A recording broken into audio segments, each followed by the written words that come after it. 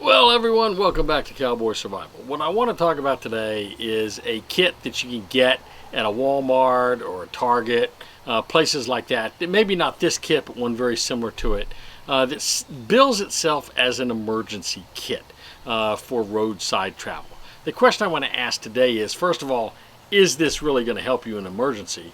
And second, are there things in here that might in fact be useful? So if you can pick one up at a cheap price, maybe there's a couple things in here you could actually use. So let's take a look at this thing and see what's in it. So I got this from a relative who found it and decided they didn't want it. And it's actually brand new, never been used. It's called the Road Handler All-Season Emergency Kit. I don't even know who makes it. But that's not the point. There are a lot sort of like this, and I just want to use this as an example. It talks about some things that are in here, and I thought what we might do is open it up and see if this is actually going to help you in an emergency. My opinion up front is that this is not going to be terribly useful as a kit. However, there are some items in this that you might be able to cannibalize and use for other things. So let's open this thing up and see what's in it. The first thing you see on the front is actually a part of a reflector that would stand up. So let me take this out for now, and we'll take this thing out of here, if I can get it out. So this item here is part of a reflector, and the other part is actually inside the bag. It's kind of hard to get out of here because I don't want to rip the thing. So this is a piece of it, the other piece sort of fits over it, and we'll see that in a moment. So when you open this up, you've got some items in it. There are two things right here in the inside cover that we'll take a look at. The first one is a multi-tool. It's not a particularly great multi-tool, but it's not awful. I mean, you know, for what it is. You open it up, you've got a pair of pliers. They're sort of needle nose-like pliers. They have wire cutters, they have the wrench, pretty typical of most multi-tools. Certainly not a Leatherman or a Gerber or something like that. It's got a little, that's supposed to be a saw blade, I guess. Maybe it's a fish scaler, I'm not sure. But it's not sharp, so it must be a fish scaler. It's got about a little, 3-inch ruler on it. Not particularly useful, but okay. It's got a little hole punch here, a little awl, I guess is what that is. I'm not too sure what that piece is right there. It's also got a little Phillips head screwdriver on it, and then the other piece it has on this side is a little can opener, because these seem to be obligatory on every single multi-tool, and I'm not sure anybody would ever actually use it. Then what we've got on the other side of this thing, we've got a little knife blade, not sharp at all. Another little blade, I'm not even sure what that blade is. I guess it's supposed to be a knife blade. It is. There's no sharpness to this thing at all. Maybe it's just a letter opener, I'm not sure. The knife blade has no, like I said, no sharpness at all to it. You've got also over here, this is an actual bottle opener there. So you got a little bottle opener, and then the other thing is, I guess, a screwdriver. It's kind of hard to tell. I guess that's a little screwdriver of some sort. These two tools here, I'm not even sure what they are. So this isn't much of a multi-tool. It's pretty cheap and pretty ineffective. I'm not sure it would do you much of any good. I certainly wouldn't depend on it. And if I was rebuilding this kit, I would replace this with a better multi-tool. Then what you've got is you have a little hand crank flashlight. Well, this is cute, but the truth of the matter is you have to unlock it. When you unlock it, the little handle pops out like this. And the truth is, it doesn't really build a charge up. To keep the light going, you have to keep pressing it. And if you're not pressing the bottom, it's not going to light up, and it doesn't really hold a charge. Maybe it does if you pump it 1,000 times, but that's not going to hold a charge on it. I'm just not sure that flashlight is very useful at all. I think it's pretty cheap, pretty gimmicky. It's not anything I would want to depend on in a pinch. So that's in there as well. So those are the first two items I don't think are very useful at all when you buy a kit like this. It comes with a set of jumper cables. Well, if you got an older car, this is great, but newer cars, you do not want to use jumper cables. The newer cars have got all kinds of other stuff going on, and you just don't really want to use jumper cables with them. It's got it says a pair of gloves. These gloves are so flimsy, I would not want to this is more flimsy than a Ziploc baggie. So again, I think these are completely useless and completely worthless. Maybe if you're changing a tire, they'll keep your hands from getting dirty. I don't know. But I don't think those gloves are very useful at all.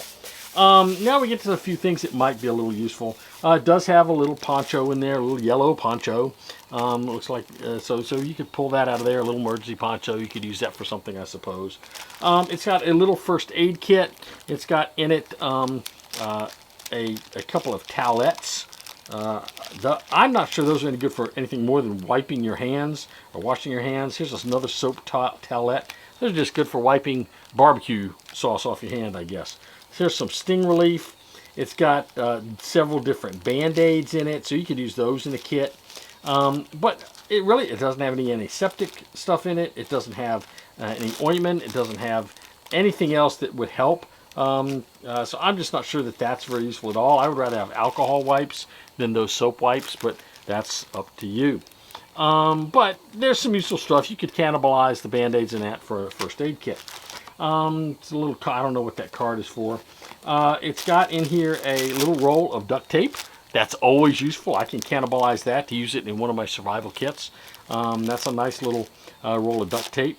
It's got a safety vest. Now, some people believe that you ought to have these safety vests in your kits, no matter where you are. This comes as an extra large. I don't know if it really matters what size the reflector vest is, but if you were in a situation where you didn't want to get hit, maybe you're having to walk alongside a road at night, maybe you're walking through a neighborhood and you don't want people to mistake you for a prowler,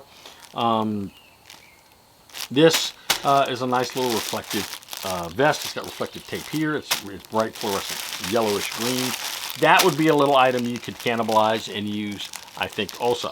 The final piece to this is the other piece to the reflector item. So the way this thing works is it tells you fit slot A into slot B. So basically you just take this one here, you slip it like this, and it's going to sit on the side of the road and hopefully act as a reflector for oncoming traffic. You certainly don't want to sit this way. There's no reflectors. You have to make sure it's faced the right direction. I don't know why they don't have reflectors on all sides. One reflector, I'm not sure, is really going to help you. It says to keep it 100 feet behind the disabled vehicle. Again, I'm not sure 100 feet with a single reflector is going to be much good at all. I certainly wouldn't want to be hanging around my vehicle late at night if that's the case. And then finally, it's got a couple of zip ties. 5 zip ties. I don't know what those are useful for, but you get 5 little zip ties in this thing. So, if you could buy one of these for $4.95, might it be worth your investment? Perhaps. But all in all, I don't think there's very much in a kit like this. So you got to think about the kit you buy. Is it really going to have anything in it that you can use? Is it going to be typically useful? In this kit, the only things that are useful, the small roll of duct tape, I think the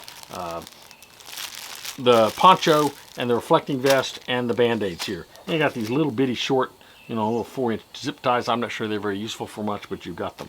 The rest of the stuff, I'm not sure would be very useful. I certainly wouldn't rely on these jumper cables because you're just not really supposed to use those on newer vehicles. So, I don't know. It's something to think about. If you get one of these, I would think about asking yourself what's in it that you could use and get rid of the stuff you can't use, and maybe refill this package with things that are good. I'd put a better multi-tool in here. I'd put a better flashlight in here. I'd probably improve the medical kit. I think there's other things you could put in here as well, but I'm just not sure that what they've got in here is going to help you much in an emergency if you break down by the side of the road.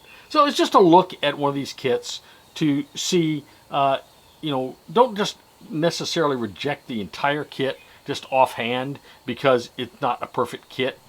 Sometimes you're buying a kit because of things that's in it that you're going to cannibalize and use in other kits, and then you're going to be left with a package that you could put stuff in, perhaps.